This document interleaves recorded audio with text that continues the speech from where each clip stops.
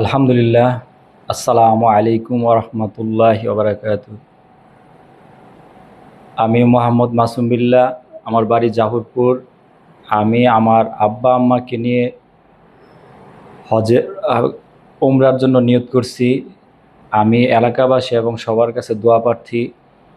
আল্লাহ যেহেতু আমরা যেহেতু নিয়ত করছি, আল্লাহ যেহেতু আমাদের মনের আশা পূরণ করে, আমরা যেহেতু যাওয়ার নিয়ত করছি, আল্লাহ যেহেতু সহি সালামতে আমাদেরকে মক্কা মদিনা সঠিকভাবে আল্লাহর মানসা অনুযায়ী, আল্লাহর দিন অনুযায়ী, কোরআন সুন্নাহ মোতাবেক আমরা যেন উমরা করতে পারি।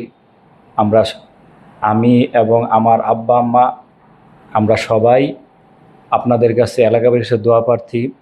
আমরা যাচ্ছি মহিউস সুন্নাহ হজ কাফেলা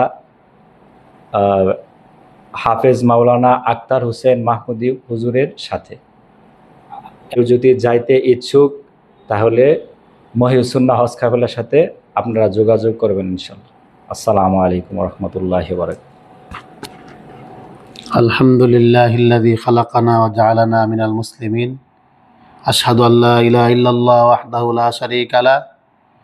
সম্মানিত দর্শক শ্রোতা,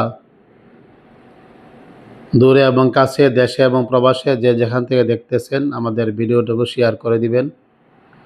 আপনারা দেখতেছেন জাফরপুর গ্রামের কৃতি সন্তান এবং তাবলিগ জামাতের একজন বিশিষ্ট মুরব্বী জনাব মাসুম বিল্লাহ সাহেব কিছুক্ষণ আগে কথা বলেছেন। ওনার পাশেই ওনার আব্বা আম্মা, সম্মানিত পিতামাতা আছেন।